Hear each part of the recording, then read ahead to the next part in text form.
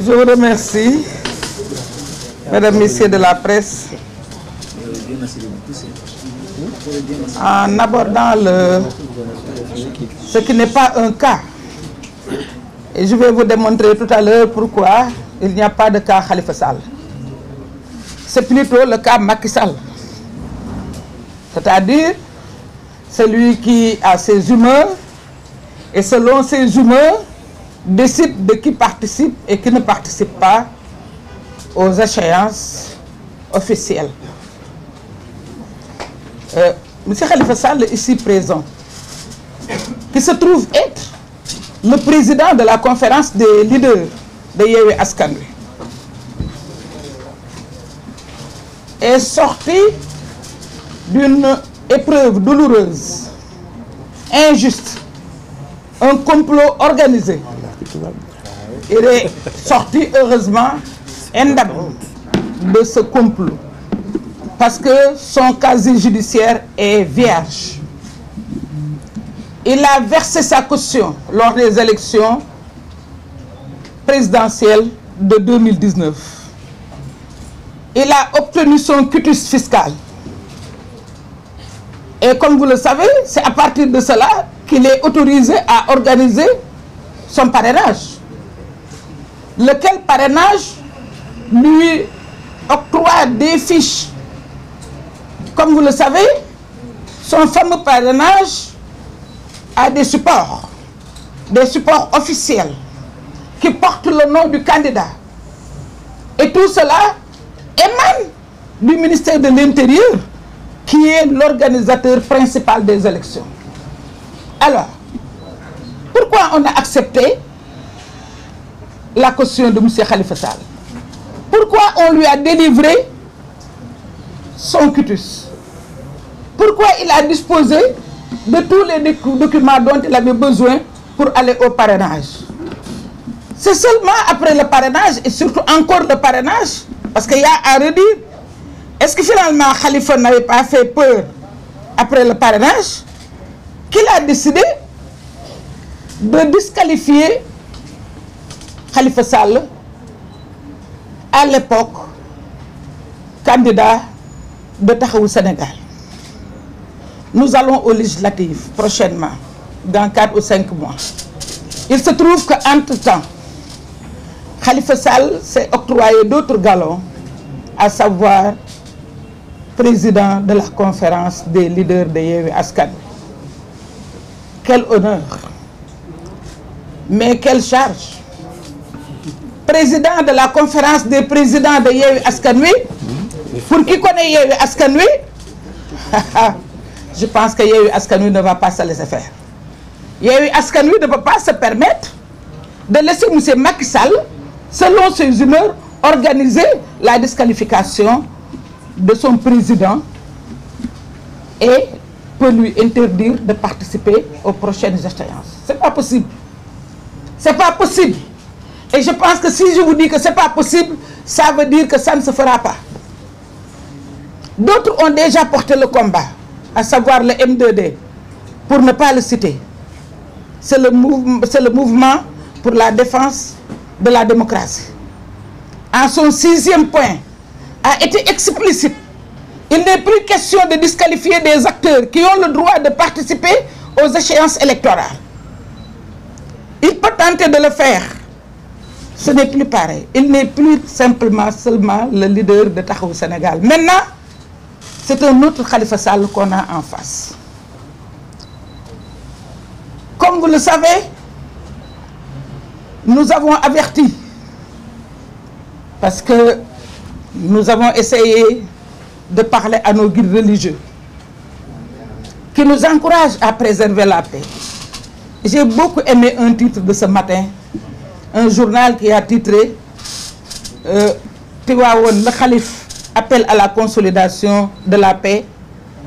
Yewwi Askan Wi pose le problème des dossiers politico-judiciaires de Khalifa Sall, Barthélémy Diaz et Ousmane Sonko. C'est vrai. C'est vrai, nous l'avons posé. Parce que ku bëgg jàmm da ngay def jàmm. waaye Serigne Cheikh Tidiane Sy Al Maktoum daf ni woon bu jàmm xewee ku wax ay yaa tooñ waaye ku jëm ci yow ak ay boo defee jàmm yaa tooñ parce que lu mu la def yow lu mu la def yow la. dafa am nag lu fa xewoon 2019 te bi muy def xew 2019 tegewu ko fenn lu dul làqatu def ko ci panier rejet parce que bu ngeen fàttalikoo dafa amoon 4 candidatures acceptées ak 22 rejets mu jël kaawu Khalifa Sall def ko ci rejet yi bu ngeen ko seetloo sax ba le lendemain la ñu door ne non Khalifa amul problème mu parrainage mais problème mu dossier judiciaire waaw koo xam ni yow yàlla dogal na sa casier judiciaire dara newu ci vierge na koo xam ni taxaw nga verser sa caution ba versé woo ko par la poste demul fenn da nga ko versé CDC nga ko dugal CDC di démembrement de l'État ñu accepté ko nga jox la say këyit jox la say fiche de parrainage yooyu document officiel la nga am sa quitus fiscal war a nekk candidat ñu bàyyi la nga parrainé ba parrainage yi jeex moom baa du parrainage ba sax dafa révélé lu tax sawaay tiit ndax moom depuis parrainage yi pare la dooree ñëw ñu ni rejeté nañ bésu Khalifa Sall ak bésu Karim Wade waaye yooyu c'est pour des raisons judiciaires ñu dugal ko ci keesu rejet yi daal ne am na 22 yu ñu rejeté kenn xamul kii la kenn xamul kaa la ba ca ëllëg sa ñu door ne Khalifa loolu moo tax ñuy artu nag validé wuñ ko de dañuy artu bi ñuy artu moo di élection législative yi Khalifa Sall mii mooy président conférence des présidents day bokk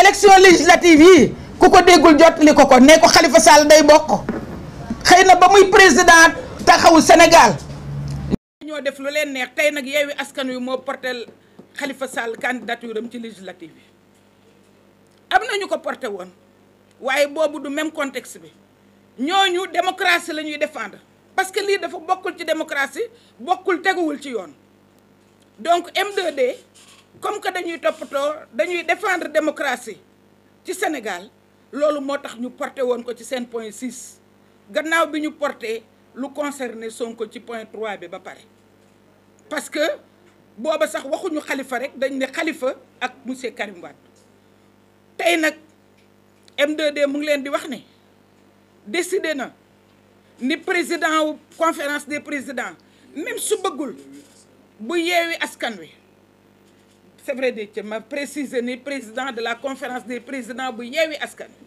parce que nag dafa am solo dëgg la ndax buñ nee Yewwi Askan Wi rek dafay suggérer beneen taxawaay est-ce que bu boobaa ku ñuy yeb la wala ku ñuy yeb est-ce que Yewwi Askan Wi war nañ ko yeb bu ñu nee Yewwi Askan Wi rek bu boobaa borom na defaruwaat parce que du ku ñuy yeb du ko yeb lu boppam loolu moo tax c'est important ñu préciser que c'est le président de la conférence des présidents de Yewwi Askan Wi ma teerale ci loolu ndax boobu Yewwi Askan Wi laay waxal Yewwi Askan Wi ñoo ne ñoom ñëpp nag dans toutes ses composantes ci structure yi mu am yëpp ci collectivité ya mu nekk yëpp fii ak diaspora ñu ni président Macky Sall dootuñu la may ngay def lu la neex Khalifa Sall mii dafay bokk ci élection yi incha allah ndaxte mënuñu waxtu wu nekk ngay def dara ñu dëkk nangu dévoyé nga conclusion wu CEDEAO wax nañ ko léegi duma ci dellu siwaat diaspora bi ba nga jàppee ni am nga ci doole da nga ñëw daal di ne député de la diaspora jàpp ni 15 yëpp yaa leen di moom la ca jot a rëcc sax jaaxal na la tey bi nga xamee ni moomatoo diaspora bi nga ni diaspora bi nañ ko wàññi wala ñu dindi ko du fi amee mu ngi ci yoon wi ndax seeni carte yaa ngi ko téye def nga rétention de carte au niveau de la diaspora commission yi nga xam ne ñoo waroon a wër def révision yi nee nga benn commission du wër parce que ministère bi amul xaalis loolu defal lu la neex waaye lii moom am na ci loo xam ne dootuñu la ko may dafa taxaw ndax Khalifa Sall mii loolu samay wax la man dama nekkoon maire